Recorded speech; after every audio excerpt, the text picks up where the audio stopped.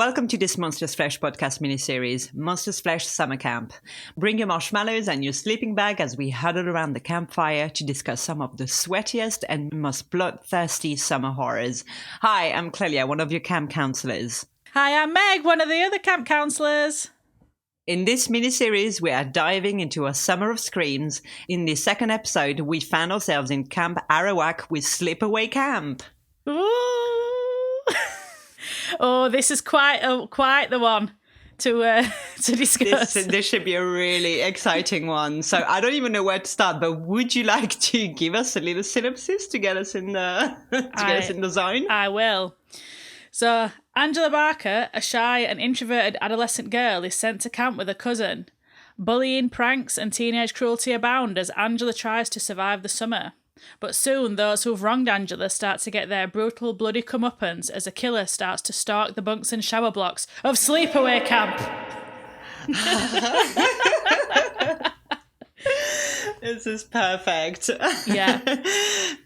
Had you seen the film before, or did you watch it for the podcast? No, I watched it for the podcast. And so I think obviously we'll get to as we work through, but there were certain points where I was like, Jesus Christ, what is happening? Did you know anything about it, or not at all? No. Wow. So it was like pure first time watch. Did not know anything, no spoilers or anything. Amazing. That's amazing to be able to watch it. I just love with cult films like this, if you're able to watch it without any prior expectations of it, if you don't know the twist. I think it's so exciting. I feel like, unfortunately, when I watched it, I already knew how he ended. So it was, but I mean, it didn't take anything away from the experience, because I think it's just such, nothing prepares you for it. I think even if you think you know, there's no way you're prepared for this. Yeah. And I feel like, right, we will say, because we didn't say last time, that there are spoilers in this episode, although these films have been out for 30 years.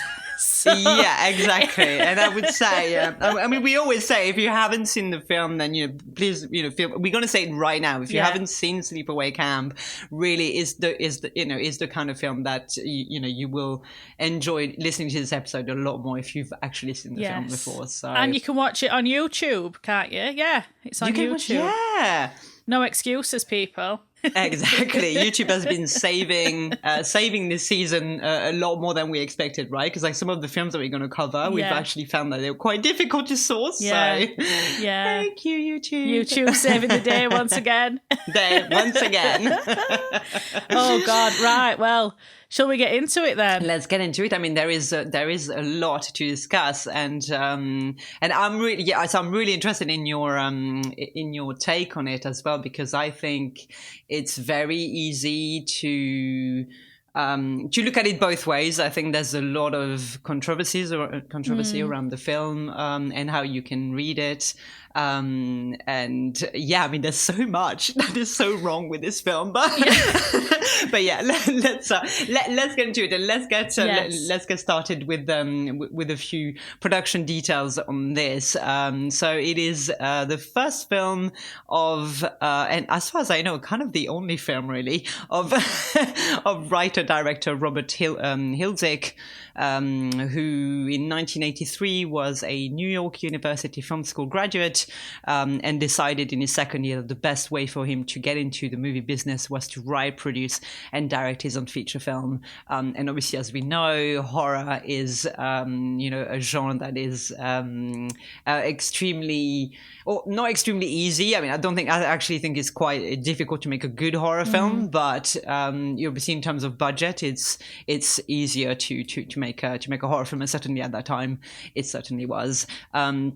So that movie, obviously, is Sleepaway Camp, and was an unassuming yet very distinctive slasher tale set at Camp Arawak, where a familiar genre scenario of revenge plays out as the campers are murdered one by one in a series of gruesome accidents, and I can't wait to deep dive into the accidents a little bit later.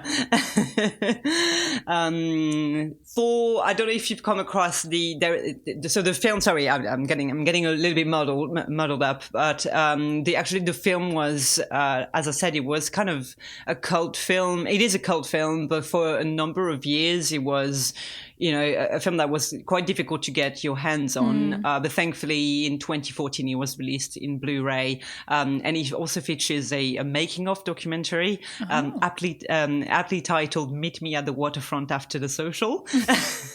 And if you've seen the film, you know what I'm referring to. And it features interviews with the writer-director, as well as a cast member, Felissa Rose, who plays Angela, her mother, Jonathan Tierson, who plays Ricky, Karen Fields, who plays the nasty Judy in the film, Desiree Gold, who's Aunt Martha, the crazy Aunt Martha, and the special effects artist in the film who we owe a lot of the gruesome accidents and death in that film. So if you haven't seen it, it's definitely worth looking at it. But one thing I would say is that if you would watch the documentary before watching the film, you'd be forgiven into thinking that the film is a lot more serious, or a lot more successful than it actually is. When I watched the documentary, I was actually quite surprised, like how they were talking about it, and I was like, are they talking about the same film that I watched? Because seriously. It's that thing of like hindsight being like, we set out to make a really serious exactly. And I think if a film is considered cult like 30 years later, then people tend to, they can go back and reevaluate and be like, oh yeah, we did something that was, really important and really great. When you're like, yeah, I mean, yeah, I think a lot of the success of the film is quite incidental or accidental, right? So, but yes, what did you think of the film? I mean, I've been watching it for the first time not so long ago. Well, I think from the outset, I liked the very 80s intro, and I also liked the build-up of the ominous activities told in sort of a spooky voiceover of like a broken down summer camp.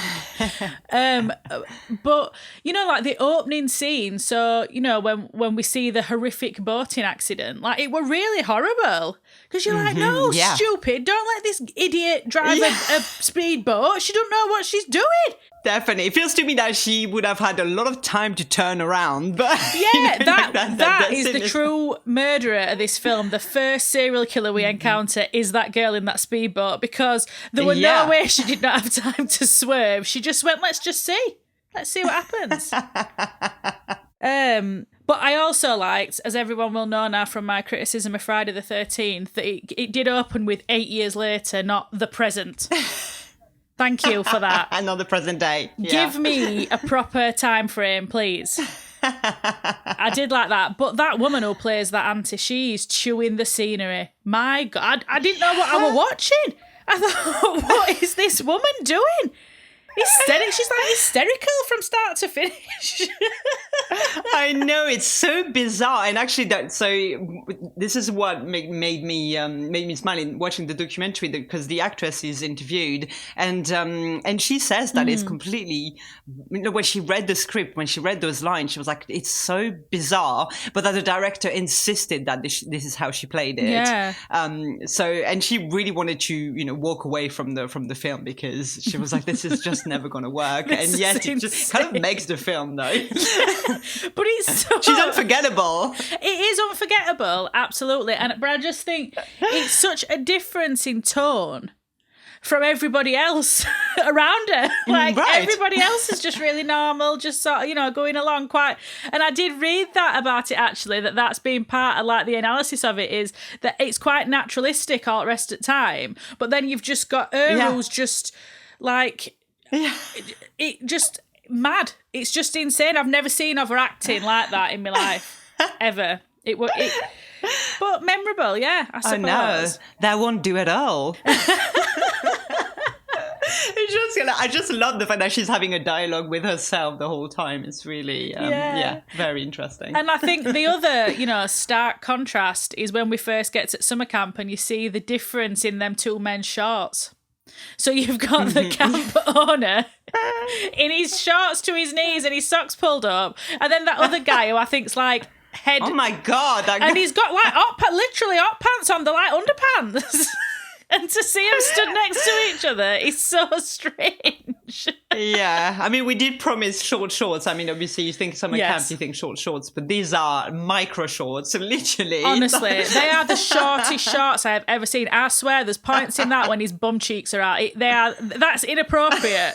At a children's camp to have your bum cheeks hanging out. I'll give them this much, though. There's an incredible amount of male nudity in the film, but there is no amount of female nudity. Yeah. So if anything, I'm just, gotta, give some recognition to Sleepaway Camp for this.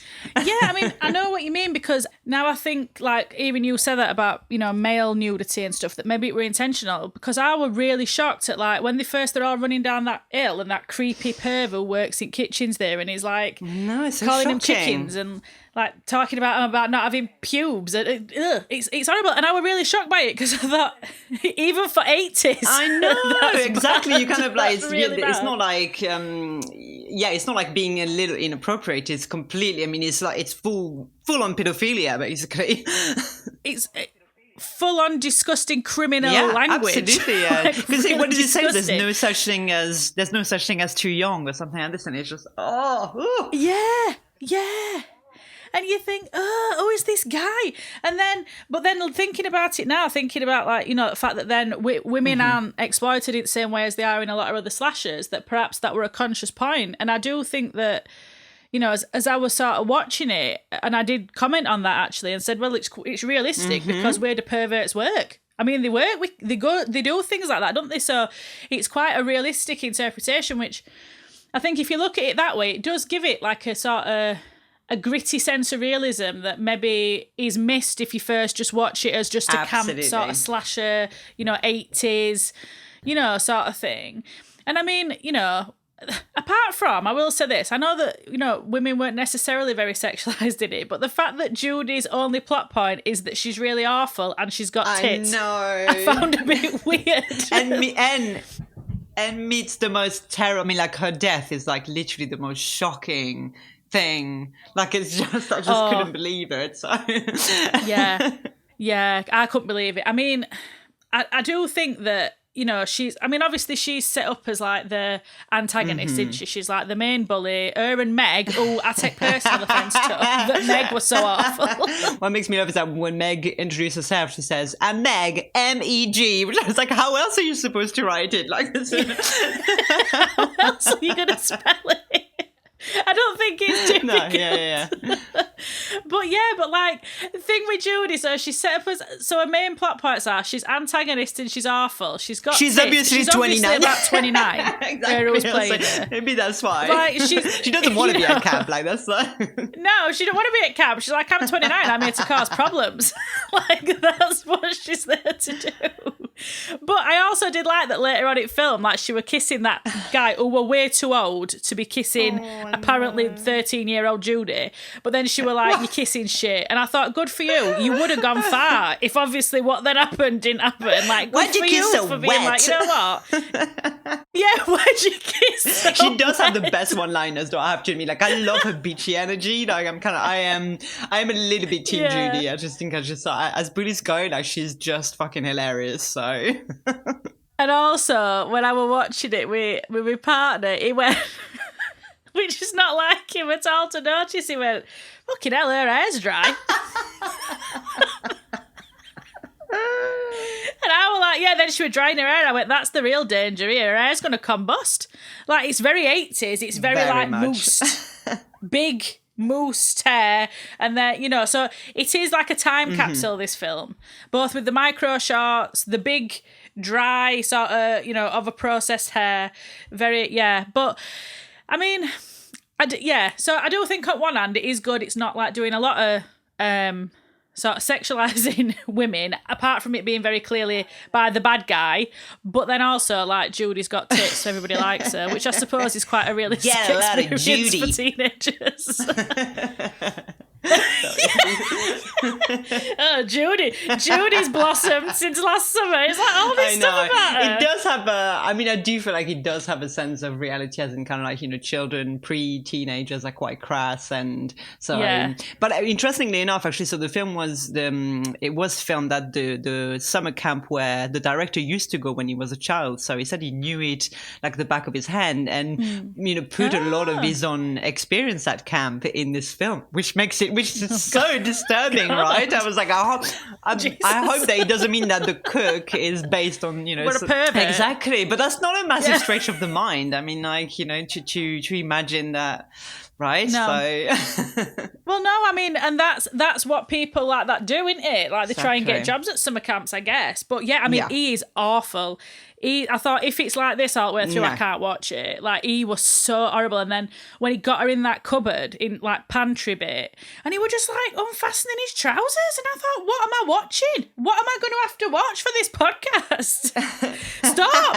Thankfully, he meets a nasty ending pretty soon after, in the most bizarre accident killing sequence of the film, right? First of all, can we talk about that comically big pot that he's using? Why is that pan so big? Why is that pan so big? What are they making? I don't get it. Why is it so big? If a pan is so big that you have to get on a ladder to use it, it's too big. That's my rule of thumb. If I have to use a ladder, it's too big. And why not just use like more pans? Exactly. Absolutely. And I was trying to think, whatever you're cooking, the whatever is at the bottom of the pan is going to be burnt to shit, and whatever's at the top is going to be raw. So just something is not working anyway. I'm thinking about this in the wrong way. How do you drain it? How would you drain that pan? That pan must hold like, oh God, what? 20 litres of water? How would you drain that? It's a bin, basically. What he's using. It's a bin. It's just a bin. It's just a big bin. And also, I'm so impatient. Like, my worst thing is waiting for water to boil. I cannot stand it. So I would never be able to use that pan because I'd have knocked it off cooker before then, and But yeah, so, I mean, I did my note for that when he were being really gross, but like, this creep is the fucking worst, but also, where's Mrs. Voorhees when you need her? So I was quite glad that he got burnt to a crisp, because I was like, exactly, God, God. From cook to cook, she could have had like a good talk with him, and a good old murder. But yeah, I did think that when that paramedic was like, every nerve in his body's on fire, and I'm there like, good, I'm glad. But effects, again, I mean, really good effects, brilliant. I think they really hold up. I think even I mean, all the death in this film, I think the special effects are just, I think it's just so fantastic. It still looks so good to this day. Yeah, but that's the thing, isn't it? Like, they just, so it don't age it in that way. I mean, I think some of it has aged like milk, but the effects have aged like wine. So. And also that guy, that like crooked camp boss, who was like covering up health and safety failures. Like, that's realistic as well. That's capitalism, baby. He's like, don't tell campers that this guy fell in a big pot of water and got burnt to death. Don't tell him. Like, it'll be fine. No, we're not eating that corn. I mean, everybody, I feel like all the adults are, and that's a point made by slashers quite often, right? That they're completely incompetent. I mean, the police in this film just makes me die. The guy is there to investigate. I mean, there are so many crimes happening throughout the summer, and yet at no point do they say, do you think we should send the kids home? At no point are the parents contacted to say your child has died a terrible death. No, no one knows. He's just desperately trying to keep it covered up. Like, camp will go under if not. And I think as soon as these parents find out the kids are dead, that's what's going to happen anyway. Yeah, I mean, I do think it's got that all, like, the very so aside from a crooked counsellor and pervs in kitchen and inappropriate camp counsellors like Meg, who's just the worst, she's a piece of work, that's what she is. She's a piece of work. But then it's when they're doing all pranks on each other. Like when they said to that guy he can't sit up, and then he sits up and he like smacks his nose up somebody's bumhole, and you're like, oh God, this is why I don't want to go to camp. I'd kill somebody if they did that to me. I'd be murderer if someone did that to me. The kids what are you doing? I mean, I think it is, again, we were saying last week about Friday the 13th and how, obviously there's no kids in the film, and, it's a shame to not have that. And I think this film really brings the experience of summer camp, like so brutally, it's quite brutally honest, I think, about it, kids having the worst time, literally. Yeah. Yeah. But then I suppose to counteract that, like, I like Ricky. I think Ricky is a very good character. And I think he had a really good point, like, because when he were talking to Judy and she was like, girls mature faster than boys, and he was like, that's bullshit. And I thought, yeah, good for you, Ricky. But then he did call her a bitch. Ricky has as an anger issue problem, like, to me, I just feel like he goes from 0 to 100, like, oh my God. Oh, yeah. And then that hat, I mean, he turns up for the social wearing that hat. I was like, Ricky the lady killer. On his head, like, what? Ricky's coming, ladies. but get ready, Ricky's here. But I really like that, like, every turn with Angela is like, don't you bully my cousin, and I was like, good for you, Ricky, you're loyal. We like that. We're really good. But I mean, Alt Restroom, I don't know, I just kept watching it when they were all playing baseball, and I just thought, what is the age range at this camp? There's like 30-year-old men in belly shirts and hot pants playing with like 8-year-olds. Exactly. Who's a camp counselor? Who's there for the summer? Who's in juvie? Like, it's just not making much sense. So did the prison bus stopped on the way to the camp as well? I mean, it's like, they deserve a little bit of green time as well. I don't know. I'm not sure. It makes very little sense. I mean, you just talked about the baseball scene, which and I know we've discussed this already, but it comes with the best line in the film. This guy blows dead dogs. And then, eat shit and die. Eat shit and live, Bill. Ricky, eat shit and live. That is my new motto. Next time somebody annoys me, I'm going to say, eat shit and live. That's what I'm going to say. Or I might say, this guy blows dead dogs. Which, as well, what a thing to say. And calling people you fucks as well. I just think, I mean, I love, like, Ricky's anger energy it's something else. Like, I think it's a different level. He's a very angry teenage boy, but the way there might be reasons why, no? Well, yeah, and I think we probably know when we get to end a film that there probably are reasons for why Ricky is as angry as he is. But exactly, I mean, first of all, he was raised by Aunt Martha, so I think you'd be unhinged, wouldn't you? You'd be insane if that were your mother, flouncing about house like that, screaming constantly. Exactly. You would get insane. Oh, would you? No, would you be insane? That wouldn't work. No, that wouldn't do at all. No.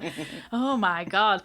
But I just thought that, like, the language in this film were incredible. Everybody calling each other just motherfuckers, cocksuckers, you fucks.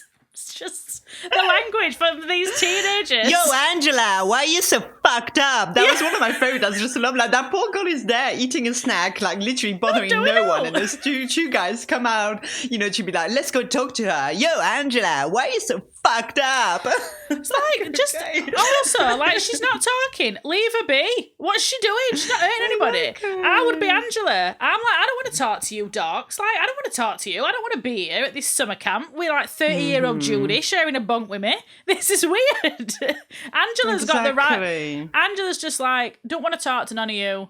You're not cool. Yeah. And respect it. But no, everyone's hysterical. But yeah, I mean, I think you get that vibe sort of a lot throughout it, really. Like, they're all pranking each other all the time. Ugh, isn't it boring? Teenage boys, just like, stripping off, and all them girls just arms folded, just watching these pasty asses running down this door, and I'm just not impressed in any way. Just like, you are losers. And I did think to myself, like, what is the point? So you're tormenting them, and you're like, popping up out of water, tipping one in water. What's the joke? Because they're not going to sleep with you now. They just think you're losers. Who's the loser? I don't know. Who's the loser, exactly? Teenage boys are a mystery.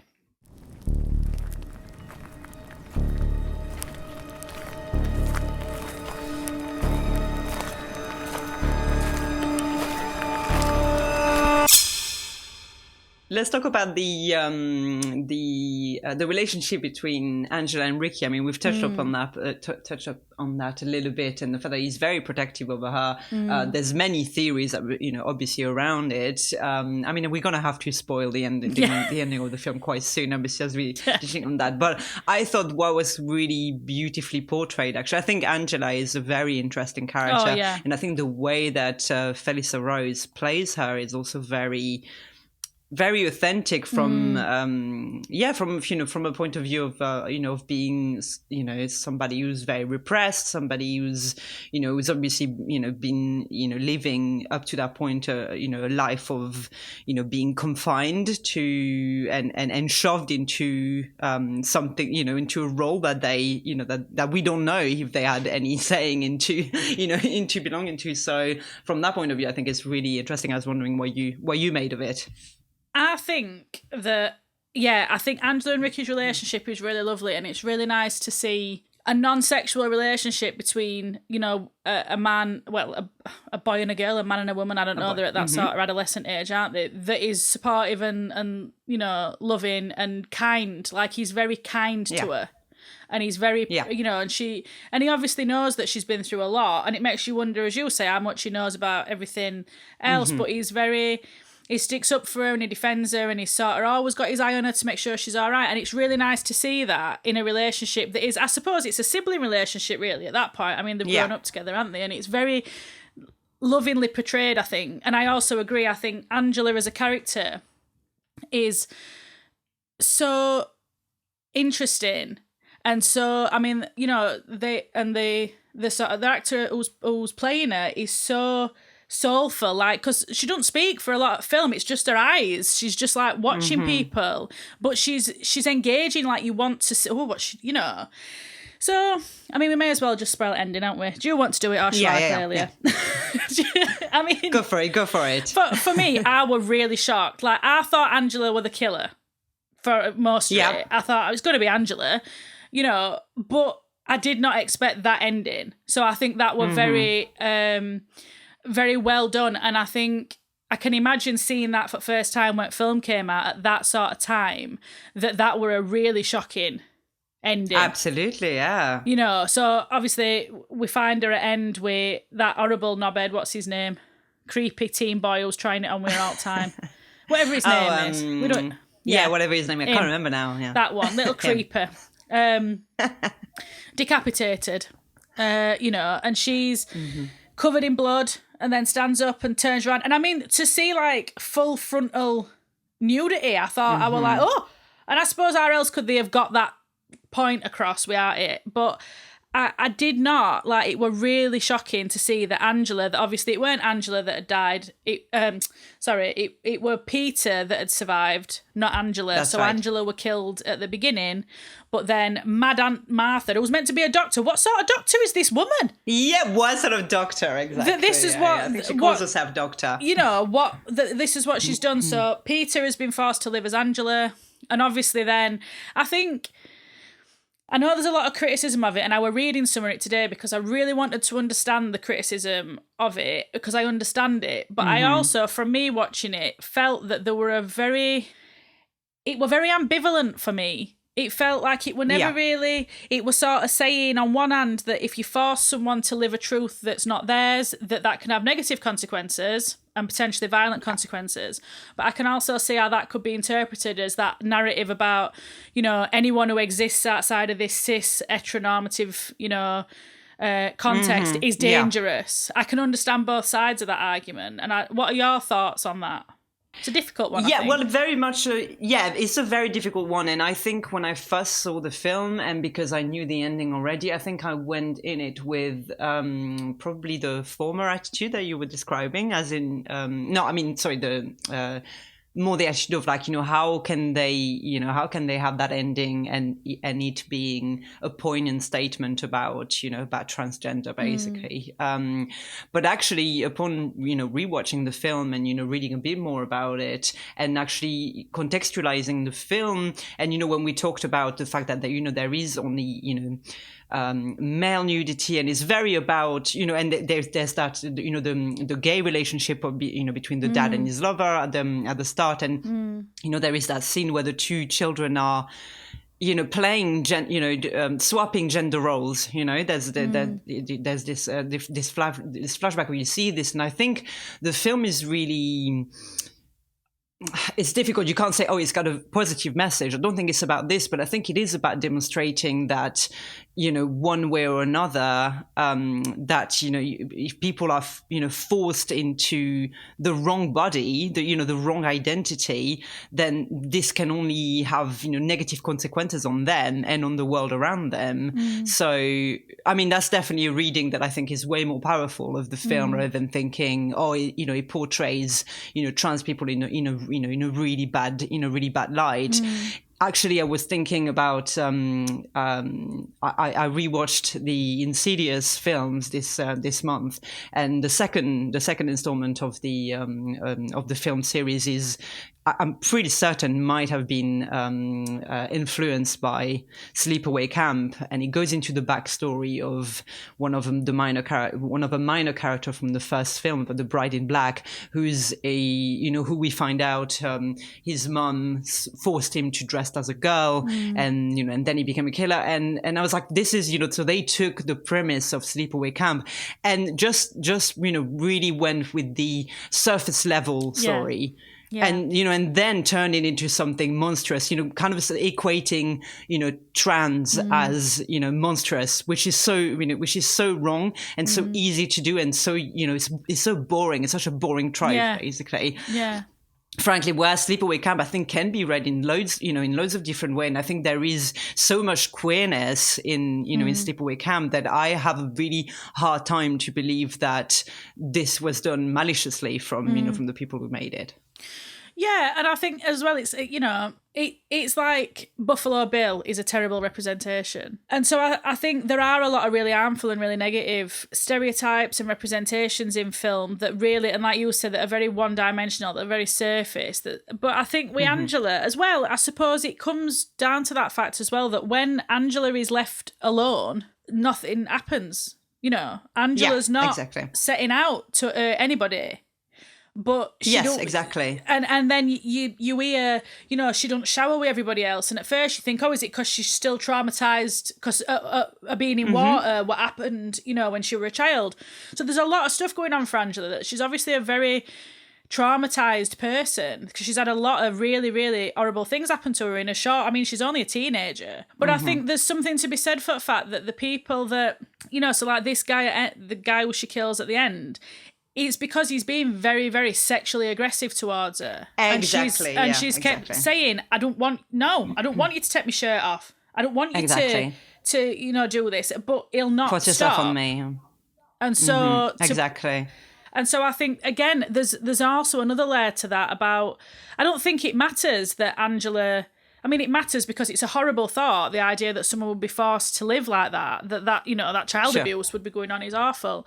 But I think the idea that Angela is trans, there's people who say that Angela's not trans because it's forced. It's like, it's not even that Angela's a trans character. It's a different thing. But it's not even about that for me. It's about the fact that I think a lot of what this film is about the ways that young people are forced to be sexual and forced into sexuality. Yeah, sexualized. And that when you're dealing with so much trauma and everything around you, and you've got this secret that people can't know about you because you've been sort of forced by your mad auntie to present as Angela, when really you were born as Peter, that there is a response to that, which is violence. And we talk a lot about women's violence on this podcast, and reactive violence to, systemic as well as individual instances of people being really badly treated. And I just think, everybody who got it in Sleepaway Camp got what they had coming to them there. I've said it. Absolutely. I think it's really great what you were saying, and it made me think that on the question of, is Angela a trans character? I think it's, I think Angela is more a gender fluid character, right? Yeah. Because she, as I said, when she's left alone, there's no, you don't see there's no rejection of her to be a little girl or a little boy. It's more about that sexualized violence that is being that she's surrounded with, and that that then forces her to act upon it. And as you said, every character gets their upper comments one way or another. Yeah, I mean, I will say I don't necessarily think that Judy needed to go out like that with a curling iron. I felt like that were a bit much. That were very upsetting. But when that guy got attacked by bees, I did say I hope that she attacks him with bees. So I got my wish. I thought, please put a bees, put a knife through this window, and then they did, and he was stung to death. So I think we are maybe giving it a very sympathetic reading, trying to see a depth to it that maybe weren't necessarily there at the time of making it. But that's the point, isn't it? That film criticism and, you look at it through your own lens. And I think if people, I understand both sides. I understand people embracing it and saying, this is a story of what happens when you sort of forced to live a truth that's not yours. And I understand people who are saying it's just another harmful portrayal of difference being dangerous. And I think I get that but I think as an ending, just from a purely like shock factor ending, I mean, I couldn't stop thinking about it with a hissing. I was like, it really freaked me out. Like, I just thought, God, like, it's not, I think somehow that were worse than if, she'd swung around screaming with machete in her hand. It was so disturbing. I thought a really disturbing ending. Just covered in blood. That cast of her face is just so so evocative. It's amazing. One really one thing that I read about it that made me chuckle a little bit is that Felissa Rose's mum was very present on set, and she said that she didn't want Angela or Felissa, to be involved in any of the killing scenes, right? She didn't want her hands to be used, and I don't know if you noticed you must, obviously you will have noticed that in the scene where Judy gets murdered, when you see the killer in the I was just going to say about that door, it's Ricky, isn't it? It's Ricky. Yeah. It's Ricky wearing a wig. And so actually Ricky was the one, they used his hands for all the killing scenes because her mum didn't want, she didn't want her to be involved in those scenes. And yet, was very happy, but to let them use a cast of her face, for the end scene, which actually I think is exactly, but in a way I kind of think sends a. I don't know. I think she just didn't want, her little girl to be, to be involved in, in those scenes whilst they were shooting them. Yeah. But actually, it's not that she was against the message, necessarily, against the message of the film, and so I just find it a very interesting trivia. But yeah, that scene it's clearly Ricky in the door, Ricky wearing a wig. Yeah. Because I was like, it's Ricky then, it is. And then I was like, no, it can't be. That don't make sense. No, it's not, yeah. But then also, him nearly getting pummeled to death by that old man. I know. Oh my God. What am I watching? So I think it is a very unflinching look at the ways that like young people are not immune from violence, like that either perpetuating violence or being victims of violence. So in that way, it is a very realistic portrayal, particularly in 80s, coming off like Stranger Danger and all that stuff. It's quite unflinching. And in adolescence is how it's awful. And, when you're meant to be in like groups with adolescent with your peers and they're awful. It's very authentic, I think, in that respect. Yeah. The only the only thing in the film that really that really bothers me, and I think they you can tell that it's a film where basically everything they shot they used in the film, but the scene with the little kids who get get murdered, I feel like, I mean, the director said that it's something that he regrets using in the film because it kind of makes no sense. That's the only killing really in the film that is unmotivated by anything really. So that's absolutely makes zero sense that would be in it. And that's where, that theory of, is Ricky and Angela working together? Are they both the murderer? That comes into play. But I thought it was a very strange choice to. It's almost like they were like, oh, we don't have enough killings in the film. Like we were talking about in Friday the 13th, there aren't enough killings, and they were kind of like, okay, we need more murders. So sacrifice the kids. Yeah. I mean, I did read synopsis today, and it said that they were the ones who'd kick sand on her when they dragged her out of water. But I thought, well, that seems a bit harsh. I mean, that I don't think that's a stretch. That don't really fit with this narrative. But yeah, well, are we ready for folklore corner then? Now we've absolutely dove deep. So, because obviously this doesn't necessarily lend itself to folklore, I decided to focus on urban legends this week, which fit in around the campfire. Oh, fantastic. So we know that urban legends are this contemporary legend, and they're generally, we've all heard them, we all love them, stories of friends from friends, or your family members have heard about this, and they've usually got some form of mysterious peril or troubling events. So I've focused on a specific one today that I'm sure everyone will be familiar with, which is the Hook Hand Man. Da, da, da. Oh, the Hook Hand Man. And this fits really well with the idea that urban legends are often sort of warnings or cautionary tales, and they're designed to sort of regulate behaviour and make people conform to moral standards. Modern fairy tales, right? Yeah, and they're meant to sort of regulate people's behaviours, and a lot of tales are sort of discouraging sex and all the fun stuff. So the basic premise of the story is, I'm sure everyone's familiar with it, but basically it's a couple, normally a man and a woman, it's very hetero example, who are sort of canoodling in a parked car, and then they hear a report on the radio. So this is very much not translated into modern context, because who listens to radio anymore? But that a serial killer with a hook for a hand has escaped from a nearby facility, and so as a result they decide to leave very quickly, and then the story usually ends with getting back to the woman's house, and when they get out of the car there's either the hook hanging from the door handle or it's embedded in the car. But there are some variations, some more grisly than others. So in some cases, and this is the one that I heard as a kid, they hear a scraping on the roof. And then the man gets out to investigate. In some versions, he returns and his date's been brutally murdered. But in the version I heard as a child, is that they heard the scratching, he disappears. She hears a thumping on roof. And then next thing, police arrive and they go, run to us, don't look back, whatever you do, don't look back. And when she looks back, the hook-handed man is banging a date's head, a severed head. Yes, that's the one I had as well. Yeah, I love it. So there's that one, and then there's also the ones where the woman gets out and she sees the man's butchered body hanging from a tree, or he's either hanging upside down and it's his fingernails, or it's his toes, which anyone who's seen one of my favourite films, Urban Legend, we know that's what we see is there on the tree. Yes. And then a sort of final version is that the couple's car breaks down, the man leaves to get help.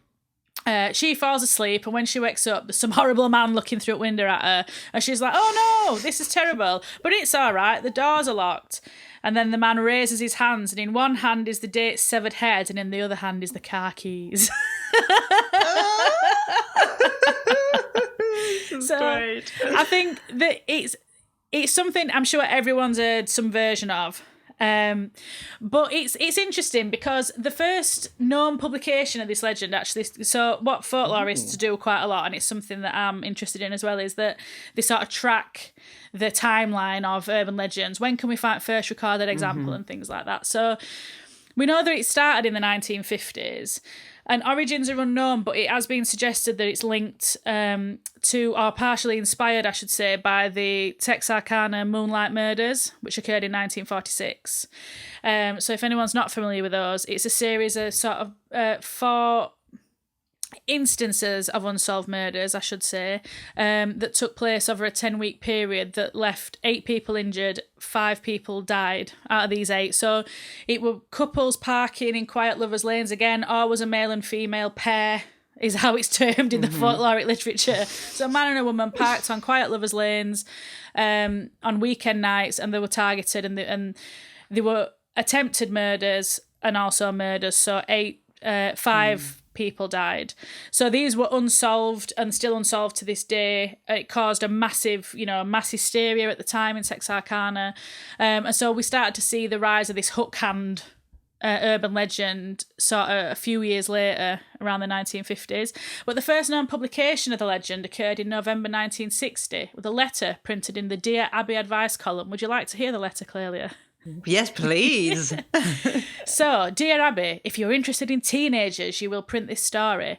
I don't know whether it's true or not, but it doesn't matter because it served its purpose for me. A fellow and his date pulled into their favourite lover's lane to listen to the radio and do a little necking. The music was interrupted by an announcer who said that there was an escaped convict in the area who had served time for rape and robbery. He was described as having a hook instead of a right hand. The couple became frightened and drove away. When the boy took his girl home, he went around to open the car door for her. Then he saw a hook on the door handle. I will never park to make out as long as I live. I hope this does the same for other kids. From Jeanette. Thank you, Jeanette, for sending Thank you, Jeanette. Story. Oh my God. Yeah, so that was the first sort of public record of it, but it had been circulating before then. And there's also a similar story, which is a bit more lighthearted to sort of take away from, the unsolved serial killings and hook hands. Is in Portland, there's a phenomenon known as the bandage man, who haunts a decommissioned stretch of road near Cannon Beach. And he's a phantom completely wrapped in bloody bandages. And he's this bloody figure who stinks of rotting flesh apparently jumps into vehicles passing by on the road outside of town and has been known to target couples on lovers' lanes. And one legend has it that he's the ghost of a dead logger who got cut to pieces in a sawmill accident. Oh. And that whilst he was being taken to hospital, the ambulance he was travelling in had an accident and the driver died and Bandage Man escaped and ran off into the woods. So did you say it was lighthearted? Yeah. I think more because really that sort of manifested then in, so it's seen as created by teens who were influenced by monster movies at 50s, so The Mummy. Yeah. And it's been credited with discouraging teens from using this road as a lover's lane, but also that people have periodically pranked each other by wrapping up in bandages and jumping out at woods, which is all good fun. But I did find, and this is the last sort of iteration of this urban legend, but there is the less popular Hook Woman story, which was reported in a paper I found from Ellis from 94, which is that this white witch legend emerged around the same time as a sort of spike in the Hookman stories from 1958 to 1964. And it's similar in terms of she's still this stern sort of moral custodian who's disrupting these, cheeky lovers in lovers' lanes, but she's explicitly supernatural, whereas when it's a man, he's very much a serial killer or a murderer. So she targets teens with hatchets, a steel hand or hook, or diamond-tipped fingernails that allow her to break through the windshield. So she's similar really to Bloody Mary or the witch in the mirror, that sort of thing. So yeah, I think they're very interesting, and I think I get this is so interesting. Yeah. It really goes back to what we were talking about last week about you just mentioned that when it's men in those urban legends, there's very much a killer, blooded, cold-blooded killer, and warm-blooded killer. Sorry, rather. But that's when the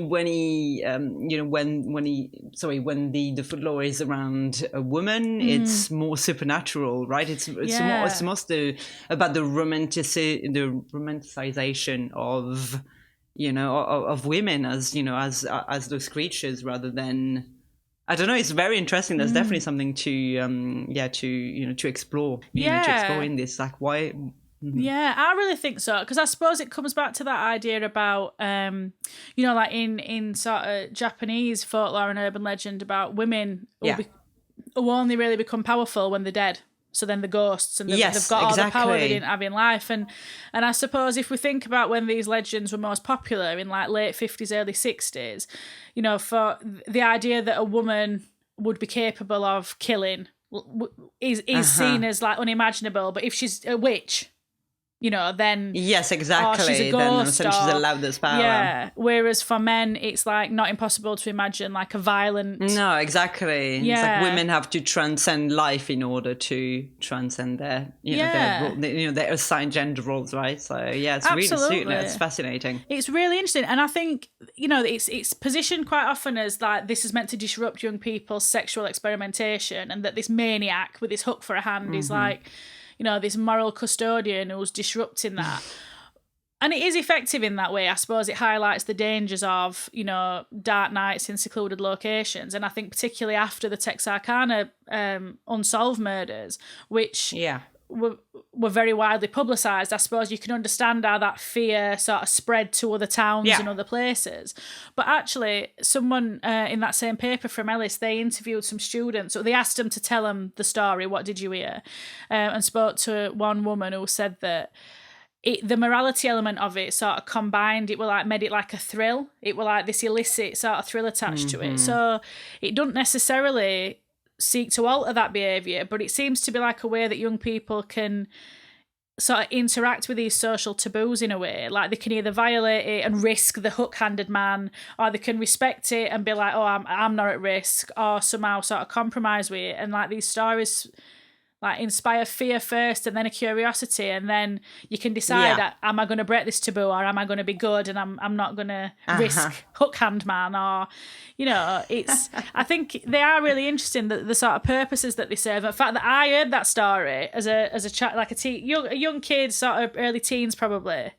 So it does endure, even though it's not as popular, obviously, because no one listens to radio, so you'd have no idea that they were an escape convict. No one knows about he's still out there, but no one cares anymore. You'd be like, oh, so what's that? And also, if there were a banging on the roof, I'm not getting out to look what it is.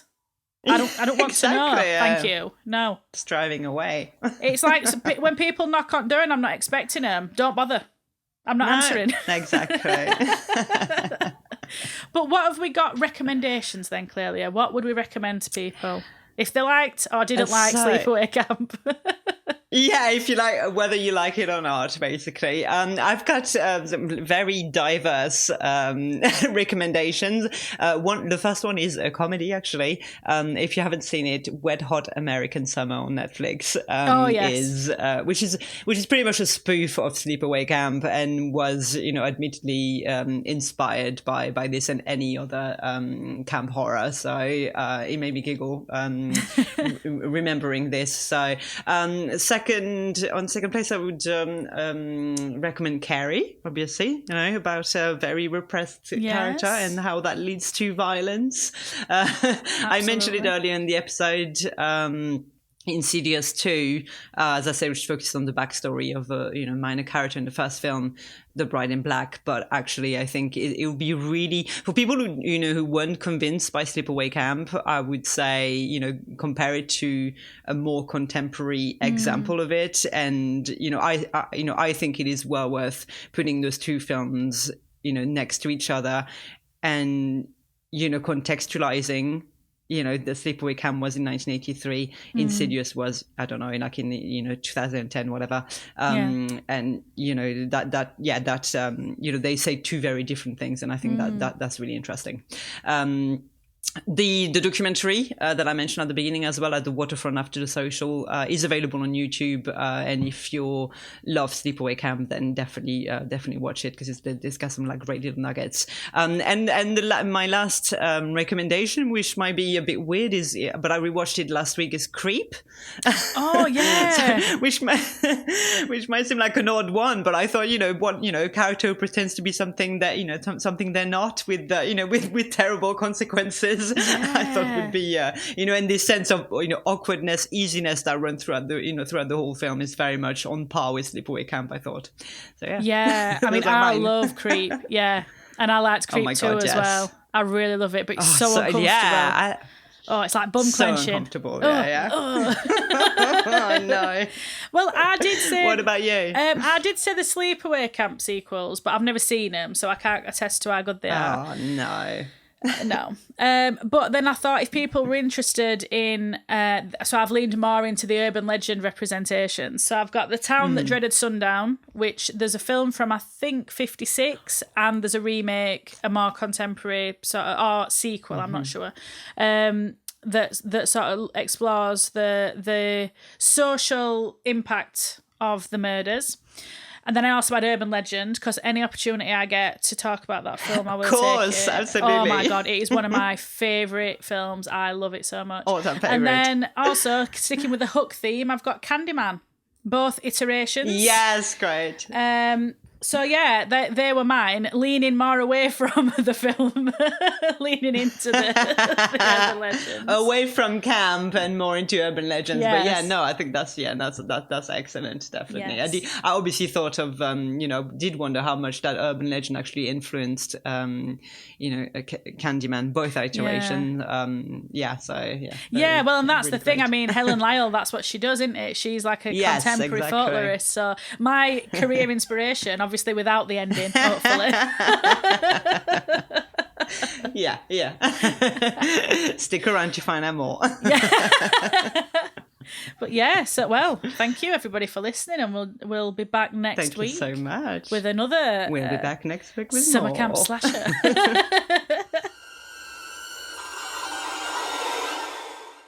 Thanks for listening to Monstrous Flesh Summer Camp. Please join us next time as we continue our Summer of Screams. You can find out more about us via our website, monstrousflesh.co.uk, where you can find out more about our research for each episode, buy our wonderful merch, and see our upcoming events. We'd love to hear from you, either via our email or social media channels. Also, please rate and review wherever you listen to your podcasts, and help us spread our spooky word by telling your friends about Monstrous Flesh. And until next time, creepy weird, everyone.